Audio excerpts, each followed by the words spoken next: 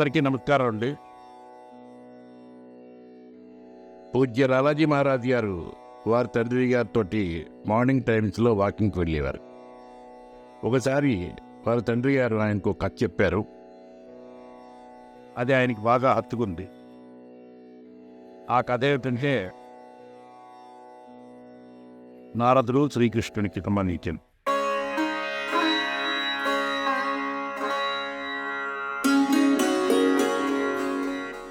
నారదుడు ఒకసారి శ్రీకృష్ణ పరమాత్మను దర్శించుకోవడానికని ద్వారకకి వెళ్ళాడు. శ్రీకృష్ణుడు ఆయన్ని ప్రేమతో ఆదరించి నారద ఏమిటి విశేషాలని చెప్పి అడిగాడు. దానికి నారదుడు, ప్రభు, నాకు ప్రకృతి మాయ అంటే ఏమిటో తెలుసుకోవాలనుంది, వాటి గురించి తెలియజేయండి అని చెప్పేసి వేడుకున్నాడు. దానికి శ్రీకృష్ణుడు, అవి వివరిస్తే తెలిసేవి కావు, వాటిని అనుభవం ద్వారానే తెలుసుకోగలం. అయినా మనం మాట బయటికి నడుచుకుంటూ వెళ్దాం పదా అని చెప్పేసి చాలా దూరం నడుచుకుంటూ వెళ్ళారు. జనసంచారం లేనటువంటి చోటుకు వచ్చిన తర్వాత శ్రీకృష్ణుడు నారదుడితోటి, నారద, నేను బాగా అలసిపోయాను, నాకు తీవ్రంగా దాహం వేస్తోంది, ఇక్కడెక్కడైనా కాసిన మంచీళ్ళు దొరుకుతాయేమో చూసి తీసుకుంటారా అని చెప్పంటాడు.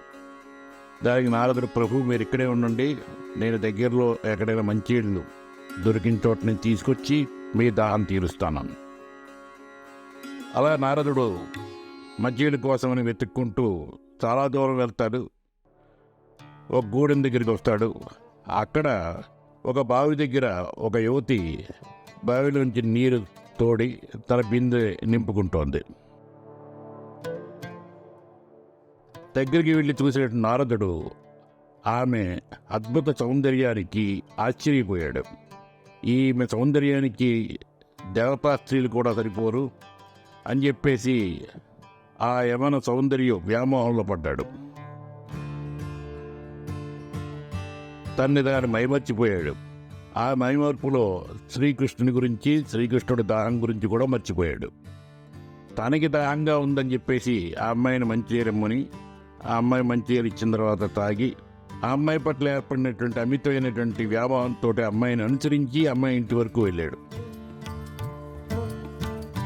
అమ్మాయి ఇంటి దగ్గర ఒక వృద్ధుడు ఉన్నాడు. అతను ఆ అమ్మాయి తండ్రి. అతని దగ్గరికి వెళ్ళి, అయ్యా, నేను మీ అమ్మాయిని వివాహం ఆడాలని చెప్పి అనుకుంటున్నాను, మీరు దయచేసి ఆ అమ్మాయిని నాకు ఇచ్చి పెళ్లి చేయండి అని చెప్పి ప్రాధేయపడ్డాడు.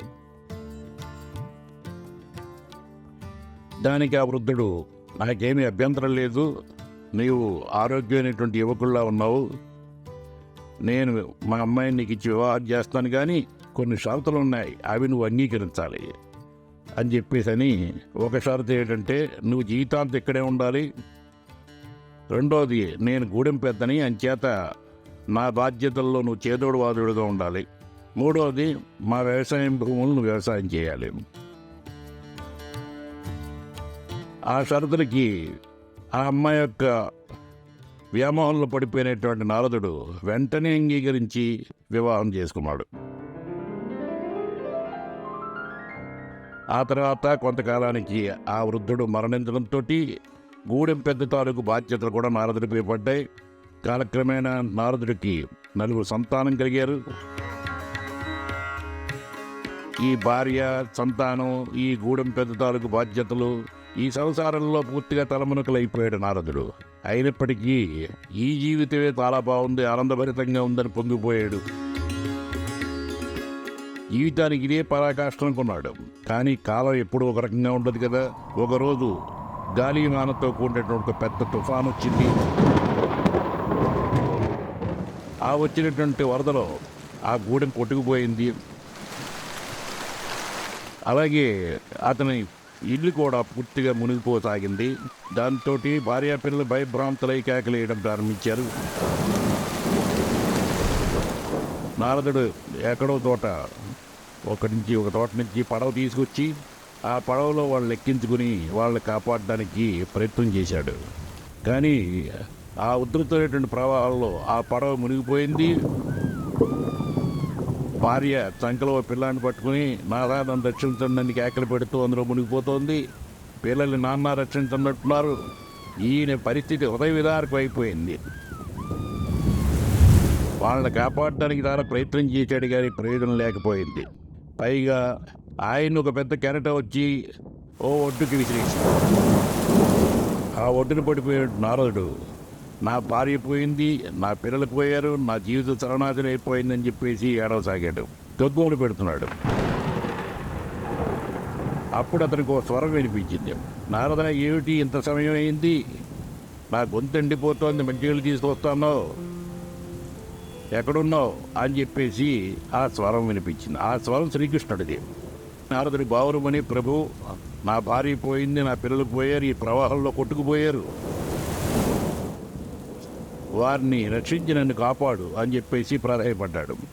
దానికి ఏమీ తెలియనట్టుగా శ్రీకృష్ణుడు, ఏమిటి నారదన్ని వడ్డున్నది? ప్రవాహం ఏమిటి?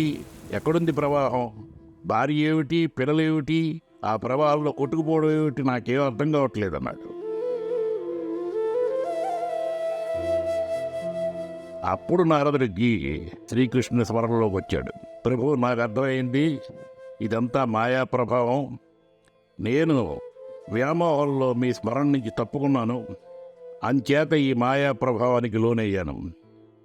నేను మీ స్మరణలోనే ఉండున్నట్లయితే ఈ మాయా ప్రభావం ఏ రకంగా ఆపరేట్ అవుతోందో నేను తెలుసుకుని ఉండేవాడిని, దాని పరమాత్మని తెలిసేది నాకు, అంతేగాని మాయా ప్రభావంలో పడి ఉండేవాడిని కాదు. ఈ జ్ఞానం నాకు ఈ అనుభవం ద్వారా ప్రసాదించినందుకు మీకు పాదాభివందనం చేస్తున్నానని శ్రీకృష్ణుడికి పాదాభివందనం చేశాడు నారదుడు.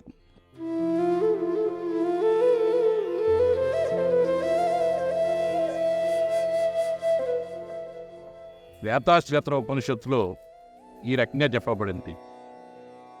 మాయాంత్ ప్రకృతిం విద్యాత్ మాయినంచ మహేశ్వరం. అంటే ఏమిటంటే, ప్రకృతి మాయ అని తెలుసుకో, అలాగే ఈ మాయకి ప్రభువు భగవంతుడని తెలుసుకో. మాయాధీశ్వరుడు భగవంతుడు, అంచేత ఈ మాయా ప్రభావానికి ఆయన లోను కాడు.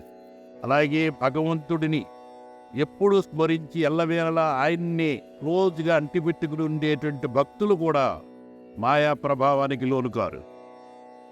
దీనికి ఇంద్రజాలికుడు, ప్రేక్షకులు ఉదాహరణ తీసుకుని స్వామి వివేకానంద ఇలా వివరించారు. ఇంద్రజాలికుడు అనేక రకాల ఇంద్రజాల విద్యలు చేస్తాడు. అందులో ఒకటి తీసుకుంటే, భూమి మీద ఉన్నటువంటి తాడు అలా పైపైకి కర్రలాగా లేస్తున్నట్టుగా ఆయన విద్య ఇంద్రజాలం చేస్తాడు. ప్రేక్షకులందరికీ అది నిజమేమో అని కానీ వీరు ఆ ఇంద్రజాలికుడు దగ్గరికి వెళ్ళండి, అక్కడ పక్కనే పట్టుకుని నిలబడండి, మీకప్పుడు ఆ ఇంద్రజాల విద్య ఎలా ఆపరేట్ అవుతోందో మీకు తెలుస్తుంది. ఆ ఇంద్రజాలికుడితో పాటు వీరు కూడా ఆ ఇంద్రజాల ప్రభావానికి లోనుకోరు. అదేవిధంగా భగవంతుడు లేదా సమర్థ గురువుని మనలలో ఉంచుని ఆయనకి ఎల్లవేళ అంటిపెట్టుకునేటువంటి వారికి ఈ మాయా ప్రభావం ఉండదు. బాలాజీ మహారాజు గారు ఒక స్టేట్మెంట్ లాగా ఇస్తారు. ఏమిటంటే, భగవంతుని స్మరించినటువంటి వారు మాయల నుండి బయటపడతారు అని. అందరికీ ధన్యవాదాలు.